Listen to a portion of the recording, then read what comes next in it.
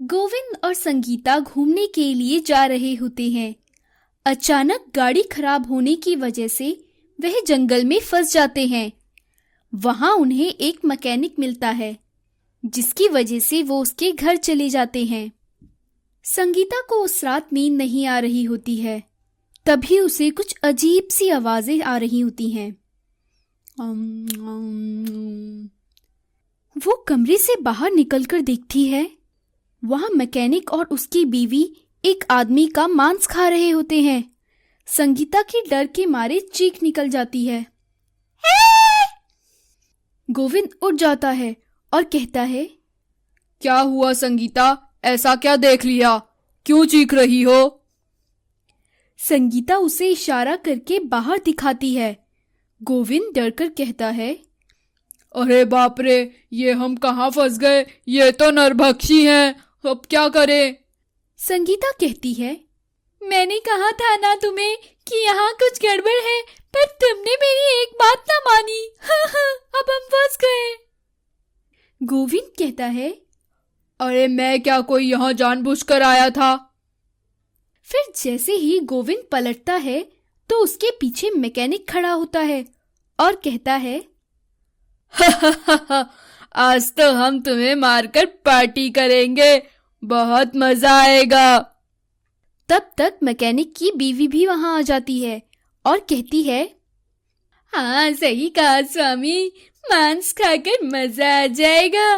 वैसे भी काफी समय से इतना ताजा मांस नहीं खाया। इतना बोलने के बाद वो संगीता की तरफ बढ़ती है। इतने में गोविंद मैकेनिक की बीवी को धक्का देकर गिरा देता है और कहता है, संगीता तुम बाहर निकलो और देखो बाहर आग जलाने का कुछ है क्या? सुना है ये लोग आग से डरते हैं, तुम आग लगाओ, मैं इन्हें देखता हूँ। इतने में मैकेनिक बोलता है, हा हा हा हा, तू क्या सोचता है, तेरी बीवी बच जाएगी? पहले हम तुझे मारेंगे, फिर तेरी बीवी को मारेंगे। हा हा हा हा। संगीता बाहर जाकर आग ढूंढने लगती है। वह आग ढूंढ रही होती है कि उसे एक बूढ़ा दिखाई देता है। संगीता बूढ़े से कहती है, बाबा मेरी मदद करो, वो मैकेनिक और उसकी बीवी नरभक्षी है। मेरे पति उनके बीच में फंसे हुए हैं, मेरी मदद करो बाबा। बूढ़ा कहता है, हाँ वो नरभक्षी हैं, उनकी शक्ति असीमित है, चलो आग जलाते हैं। फिर संगीता और बूढ़ा मशाल लेकर जाते हैं। वह मैकेनिक और उसकी बीवी ने गोविंद को बाहर पेड़ से बांध रखा होता है और वो अंदर उसे मारने की तैयारी कर रहे होते हैं। तभी संगीता मशाल से उनके घर पर आग लगा देती है। वो दोनों जल जाते हैं। संगीता गोविंद की रस्सी खोल देती है। फिर वो सब बूढ़ा, गोविंद और संगीता गोविंद की गाड़ी की तरफ जाते हैं। बूढ़ा कहता है, तुम गाड़ी में बैठो और जल्द ही निकल जाओ। गोविंद संगीता जंगल के रास्ते से जा रहे होते हैं। तभी उनकी गाड़ी झटके मारने लगती है। संगीता कहती है, अब ये क्या मुसीबत है गोविंद, गाड़ी लगता है खराब हो गई। गोविंद कहता है, लगता है गाड़ी का पेट्रोल खत्म हो गया, पर मैंने तो अभी ही पेट्रोल डलवाया था, ये इतनी जल्दी खत्म कैसे हो गया? तभी उन्हें सामने एक होटल दिखाई देता है। गोविंद कहता है, वो देखो होटल, चलो चले। संगीता कहती है, इतने घने जंगल में होटल, कुछ तो अजीब है यहाँ पर, मुझे बहुत डर लग रहा है। गोविंद कहता है, चलो चलकर देखते हैं। होटल में उन्हें एक लड़का दिखता है। गोविंद उससे पूछता है, क्या कोई मैकेनिक होगा? वो लड़का कहता है, हाँ, पर सुबह मिलेगा, तब तक आप कमरे में आराम कर सकते हैं। गोविंद और संगीता कमरे में आते हैं। संगीता कहती है, आपने ध्यान दिया, उस लड़के के पैर उल्टे थे। गोविंद कहता है, मैं लड़कों के पैर देखता हूँ क्या? ऐसा कुछ भी नहीं है, तुम बेकार में डर रही हो, चलो सोते हैं। फिर वो दोनों सो जाते हैं। अचानक गोविंद की नींद खुलती है तो वो लड़का उसके कमरे में होता है। गोविंद कहता है, अरे तुम मेरे कमरे में कैसे आए? यहाँ क्या कर रहे हो? वो लड़का कहता है, तुम्हारा कमरा? तुम यहाँ आए नहीं, तुम्हें तुम्हारी मौत यहाँ लाई है।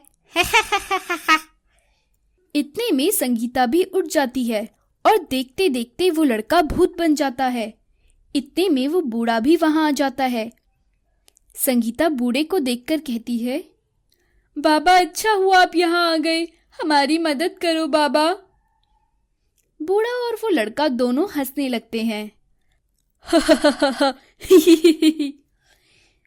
देखते देखते बूढ़ा भी भूत बन जाता है। संगीता डरते हुए कहती है, ये क्या मुसीबत है? हम तो यहाँ भूतों के जंगल में फंस गए, अब क्या करें?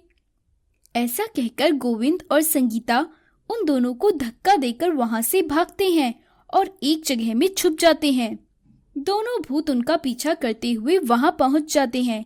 वो लड़का कहता है, कहाँ छुप गए दोनों? बाहर निकलो, आज तक मेरा कोई शिकार नहीं बच पाया है मुझसे, तुम भी नहीं बचोगे। बाहर निकलो। इतने में वो बूढ़ा कहता है, अबे बातें मत बना, उन्हें ढूंढते हैं, चल। थोड़ी देर में सुबह हो जाएगी और हमारी शक्तियां खत्म हो जाएगी। ज्यादा बातें बनाने में समय बर्बाद ना करो। सुबह होते ही फिर हम उनका कुछ नहीं बिगाड़ पाएंगे। लड़का कहता है, चलो ढूंढते हैं, तुम दाएं तरफ ढूंढो, मैं बाएं तरफ ढूंढता हूँ। उनकी ये सब बातें गोविंद और संगीता सुन लेती हैं। गोविंद कहता है, संगीता, लगता है सूरज की रोशनी से इनकी ताकत खत्म हो जाएगी। हमें इन्हें सुबह होने तक रोकना होगा और हमारी जान बच जाएगी। संगीता कहती है, पर हम इन्हें सुबह तक कैसे रोकेंगे? गोविंद कहता है, तुम एक का ध्यान भटकाओ, तब तक मैं एक से निपटता हूँ। संगीता कहती है, जल्दी आना, मरवा मत देना मुझे। ऐसा कहकर संगीता बाहर आकर उस लड़की की तरफ जाती है और कहती है, ए राजा, कहाँ ढूंढ रहे हो? मैं यहाँ हूँ, आओ मेरे पास, पकड़ो मुझे। वो लड़का उसके पास जाता है और संगीता भागने लगती है। पीछे पीछे वो लड़का भूत उसके भागने लगता है। दूसरी तरफ गोविंद बूढ़े भूत को चुनौती देता हुआ कहता है, आ मेरे से लड़, तेरी तो मैं चटनी बना दूंगा। बूढ़े को गुस्सा आ जाता है। वो उसकी तरफ भागता हुआ कहता है, रुक, अभी बताता हूँ तुझे मैं। गोविंद भागता है पर वो बूढ़ा उसे पकड़कर धक्का मार देता है। इतने में गोविंद का ताबीज नीचे गिर जाता है। बूढ़ा उस ताबीज को देखकर डरने लगता है और कहता है, मुझे कुछ नहीं दिखाई दे रहा, हटा इस ताबीज को, वरना मैं तुझे कच्चा खा जाऊंगा, हटा इसे। गोविंद को समझ आ जाता है कि वो बूढ़ा उस ताबीज से डर रहा है। गोविंद कहता है, अच्छा तो ये इससे डर रहा है, इस ताबीज की मदद से मैं इसे बांध देता हूँ। गोविंद कपड़े में ताबीज रखकर बूढ़े को बांध देता है। फिर संगीता को ढूंढने जाता है।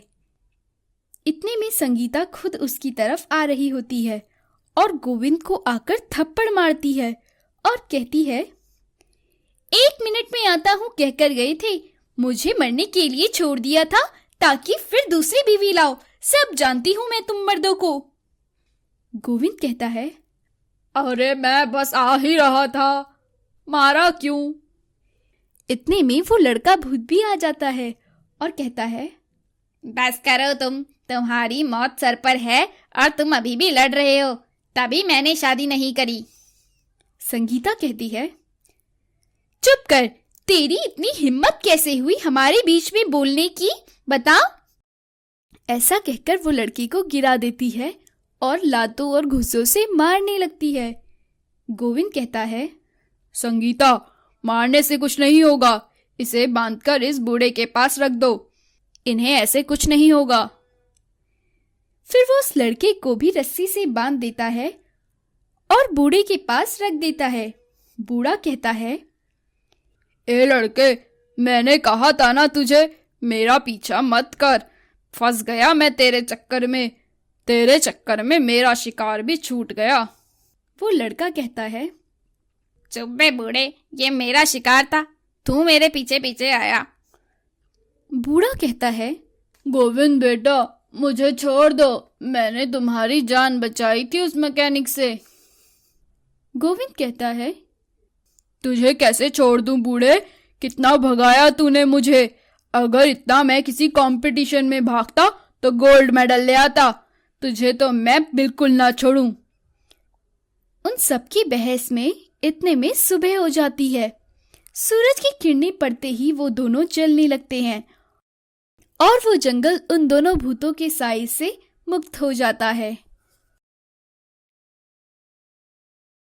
ऐसी ही और कहानी सुनने के लिए हमारे चैनल को सब्सक्राइब करें और लाइक बटन दबाना ना भूलें।